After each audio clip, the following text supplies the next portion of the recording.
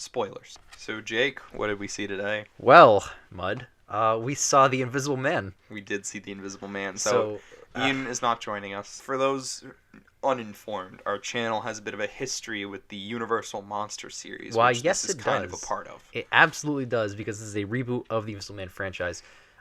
First one since Abbott and Costello meets the Invisible Man. I believe so. The first official Universal product by him, or whatever. Or First movie. For movies, yeah. So... I was really anticipating this movie. You were. Going in, just because of the Monsterthon A, but B, the trailers looked really good. They did. It looked like it severed all ties to the Dark Universe, which is a punchline at this point. Yeah. Kind of always has been a punchline. It was a punchline the second Tom Cruise said he was in. Yeah, exactly. And then, that first trailer dropped. That was so funny. Going into it, I was pretty hyped for it. I'm not gonna lie. You were. How were you going into it? I won't say as hyped as you were, but I was pretty excited because on its own, the trailer is a really good trailer. Yes, it is. And I just, I'm a sucker for good movies. Mm-hmm. So That I was pretty thriller. excited. Yep. Pretty excited. Cool. So now that we've seen it, yeah, Jake, let me ask you a simple question. Yes. Did it live up to the hype?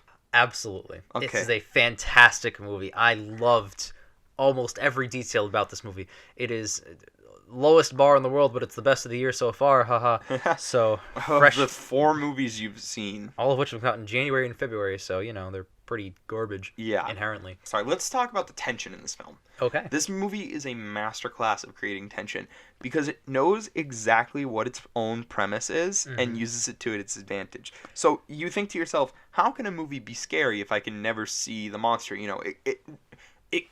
It is incapable of jump scaring me. Haha, movie, I've bested you. But then the movie will just set the camera down with a wide angle lens so you can see the entire room, and your eyes are just scanning the room.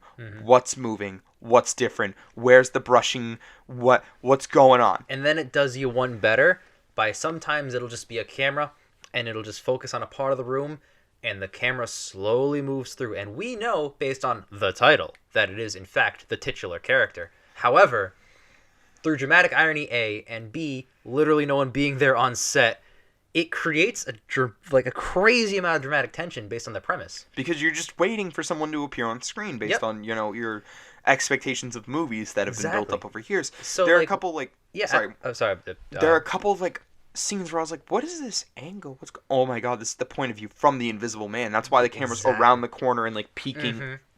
Oh my god. Yep, it follows the hallway where there's nothing. It just slowly builds, and we hear the foley of footsteps as he moves, which is our only actual cue. And even then, they're very subtle because he's trying to be sneaky. Yep, exactly.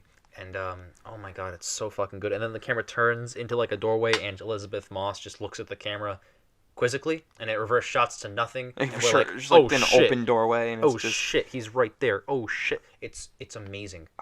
You can almost see him. Yeah. You can imagine him just standing right there. It's phenomenal. It never lets you go, the tension. You think I thought I was like, movie, I've outsmarted you. You can't jump scare me. And then the entire time I was like, holy fuck, where is he? What's gonna move? What I really want to compliment this movie as well too is a lot of horror movies that are just thrillers that kind of build tension and jump scare you, which this movie tries to do and actually pulls off. A lot of times the characters make the stupidest butt-fuck decisions I have ever seen. In any genre of film, there are no characters in a genre that are dumber than horror characters. Ever. In horror, the characters make the worst decisions, and the logic sometimes takes leaps and bounds just to get you just assuming it suspended your disbelief, even though it didn't. This movie has really fleshed out characters, particularly the main character. Yeah. Who you can look at this movie as an allegory for the Me Too movement and women not being believed for rape and stuff like that. That's definitely why it's getting all that extra praise. Other than the fact that it's also doing that message very well. Exactly, and it's also that's metaphorical, laid in the fact that it's inherently itself, aside from that, a great movie. It's done really well, and I love the character of the Invisible Man. Even though the actor who plays him has 2 scenes where you see him. Yeah. He barely has time to be there on screen, but the character that they painted with the filmmaking, oh man, fantastic. And I loved I thought I'd be opposed at first to the suit idea And when they showed it, when it was like moving around like in motion as like it looked like the Sentinels from Days of Future Past. Totally did. Absolutely. That seemed a little corny, but as soon as he starts like just shredding people in that mental hospital, just like going through them, dude, that was fantastic. That's like one of my only 2 gripes with this movie is that mental hospital scene, because like the suit is glitching at this point, but it always seems to conveniently fucking work when there's a bunch of other people around. And like it's not like it happens once. Like there's like 3 waves of orderlies and security that come through that he just wastes all of them, and I'm like, it's not the worst. He still glitched quite a bit. Like they saw him, but the fact that they don't. One guy saw him once. A couple guys saw him. A couple of those guys. Another guy saw him outside, but like beyond that, there was a solid like sequence where the suit was working fine, and it's not the worst thing in the world. But like I was like, it's more just like the fact that like literally like some orderlies get fucking knocked out, so some security guys come around the corner, waste all of them. Another round of security, waste all of them. A third round, I was like, what the fuck? I love that. Cut already. No, I wanted like 10 more rounds of security, man. That was going for me. I was not happy. That was what the movie was building to. And 2, this is the most minute thing ever, but I thought of this. That suit, I don't think you can, like... breathe? I thought about that, too. That's like, there's no way his breath was able to be seen. It's the best shot in the trailer. It's one of the best shots in the movie, and it makes no sense. However... It makes absolutely no sense. I throw a little bit of a pass on that because it's technology that's way more advanced. And I'm not going to harp on it, but, like, just in that moment, I was like, there's no way his breath got out of that suit. Like... yeah. You wouldn't let the moisture of your breath get on that kind of tech. It would fuck it up. Exactly. When she threw the paint bucket. That was horrifying. I thought from the trailer, I didn't notice this in the trailer. I thought of the trailer he was standing at the base of the steps. No, he's up like right there. That's a good jump scare. Yes, it is. That is a good example of a fantastic jump scare. Yes, it is. I recoiled. That was so good. I don't know why exactly when the paint hit him, there was a sound effect of someone yelling for the jump scare, because you wouldn't yell while the paint is hit. Like, you wouldn't yell prior. You have to see him and then yell. You know what I mean? But I didn't even hear it. Because it went, psha, you know? Because, like, that's not really what people do. Yeah. But in any case, it's a jump scare. It's whatever. It's off pass. This movie, like we've been mentioning, takes a little bit of logical liberties, like really any kind of genre, like stuff like this. But I think most of it is plausible deniability. You know, like you can definitely explain I can make the jump. It's the suspension of disbelief, and I can do it. Yeah. You know, the movie sets it up to the point where I can suspend my disbelief. There's a scene when he's fucking with her. You know, the Invisible Man's fucking with Cecilia, and she's asleep in her room. Yep. And she's sharing a room with her friend's daughter because she's, you know, like kind of displaced at the moment. And she wakes up and she looks, and there's a mannequin at the foot of the bed.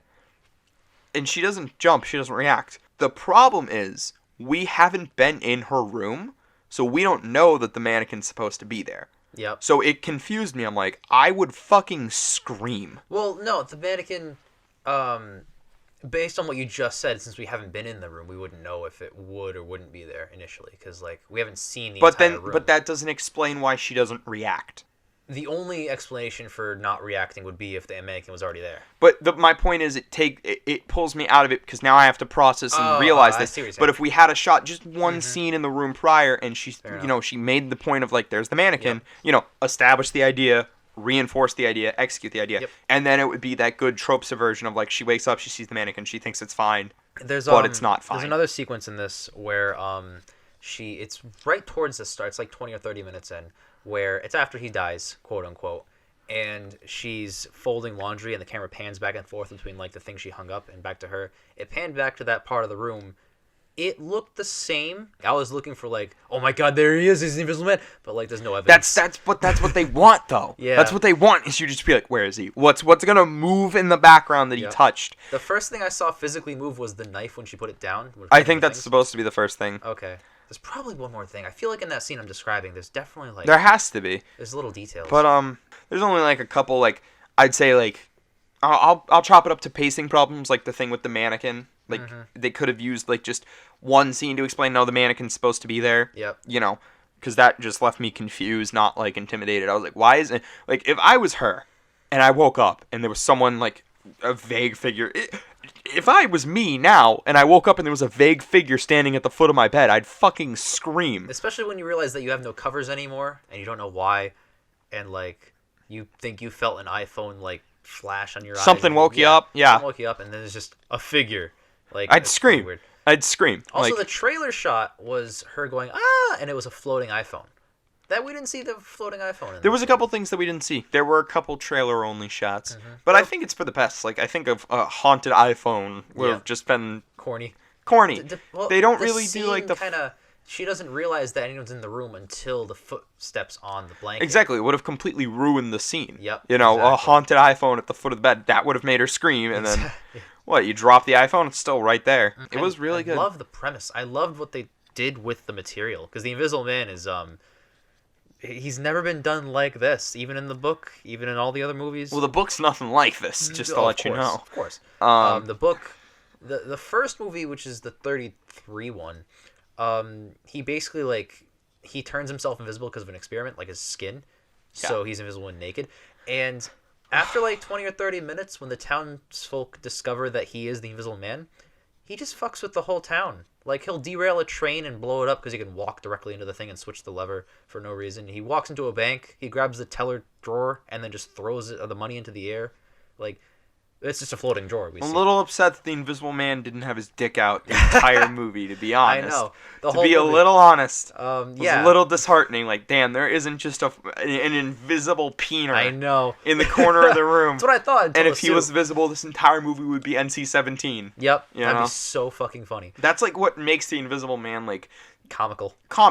Is the fact that, yeah, he's invisible and he's fucking with you, but he is buck naked while he's doing it. Invisible Man's first movie... It's fine. It's not terrible. The sequels, like all the Universal sequels, just get worse and worse. But the first one, they played a lot of it up for like weird laughs. And I think what the Invisible Man can be as a premise is what this movie delivered. Perfect psychological horror. Yep. Bit of a slow burn. Overall, it was really good. I liked the ending a lot because, honestly, I know that he almost certainly was, but I like how there's a little bit of room for interpretation of maybe Adrian wasn't actually the Invisible Man. Oh, he has to. He said surprise right at the end. Remember that? Oh, you're right. With the text. Damn it. That's a big thing. I was hoping for like a little just bit that unknown that headcanon of like maybe it was what's his name? Tom. Brother, yep. Yeah, maybe it was Tom the entire time. I'm surprised they killed Adrian. I thought they wanted to sequel bait the shit out of this, and I'm glad they didn't. Me too. I'm glad they killed him definitively. I'm just glad that they were focused on making a good movie without worrying about the sequel. Yes. That's the prime directive of what movies should be. And a lot of them aren't anymore. So and hey, you know what? If we do want a sequel, it doesn't necessarily have to be about these characters. There's 2 invisible suits in the world. Yeah, like exactly. Someone stole it. One's like probably police evidence. One's in police evidence. The other's with some woman. Like I can equally buy that someone stole. Something. Yeah, someone will. Yeah, that's the technology's out there now, and the world knows about it. Hand wave it. It's fine. Bada bing. That's fine. That's amazing. This is a really effective movie. And with that, let's get to our out of 10s. This is tough, honestly. I'm between 2 numbers. Are they 8 and 9? Those are my numbers. Like, I really reserve 9 and 10 for like, oh, these are great movies, but this is a great movie, and I know it's a great movie, but they're just like... I'm feeling a 9. I think they did pretty much the best possible job they can do with this premise. They took a premise that inherently doesn't sound that scary. An invisible guy can just tackle him. But I mean, you have to know where he is to tackle him. I'm gonna go with a 9. I'm confident in it. It's not a perfect movie, hence why not a 10. But it delivered on literally everything that I thought it would, and then some. And those kinds of movies that go above and beyond expectations and make me want to go see it 10 more times, those are the 9s of the world. So yeah, I'm throwing it the high number. I will match your score and give this movie a 9 out of 10. All right. It is... Couple 9s. Not bad. It is probably up there as like a movie I would recommend as good horror.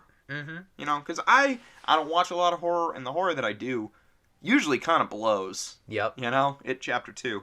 So I'd say this is probably up there with like It Chapter 1 on levels of like this is a horror movie I would strongly recommend people watch. This automatically just ascends to easily one of the best Universal monster movies ever made. It blows 99% of them out of the water. I'd say the only ones that are better are the first Dracula, the first Creature of the Black Lagoon, And I have a special spot for Van Helsing. But other than that, this is up there. But in any case, go see Invisible Man. It is 100% go see Invisible Man. Worth the experience.